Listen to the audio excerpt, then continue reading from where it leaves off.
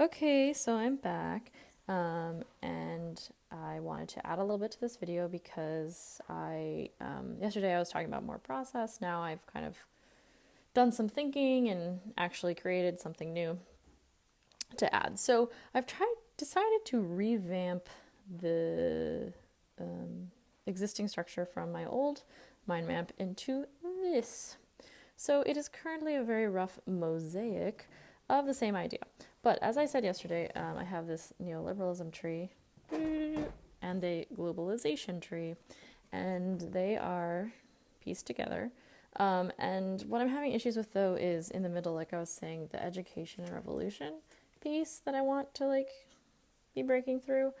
I'm not sure exactly what that is going to look like and what it can look like, but I know that that is the setup that I would like. So what I've done that's different is that I've just, instead of using just the branches to put concepts that are connected, I decided to put main larger ideas and then kind of like what is the fruit of that issue. So for example, like free markets can create global cities that are competing, right? And here I changed something from the last time. This is government policy, and that is creating institutionalized racism and poverty in different contexts. Of course, with India being our most recent example. And then here I have capitalism, and this is hard to see, but it says class war. And on my old map, I had like education coming off of there, and I'm going to try to use the same flower to sort of show like reproduction and same concepts. And I'm going to make a little education garden over here. That's going to happen tonight, hopefully.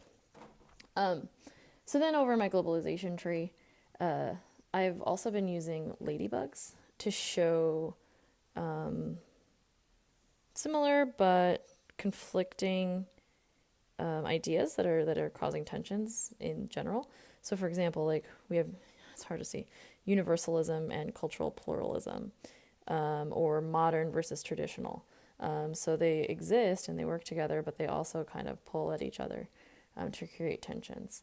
So in the globalization tree, I've put finance over here because of like talking about Sasson and like creating specialized cities, and that's leading to westernization. And I've written in-person servers, but in my head, I'm thinking like how the undercity is dependent on the overcity for life and things like that. So that may be changed. And then I've also put development here for dependency. I may also add like corruption or ineffectiveness.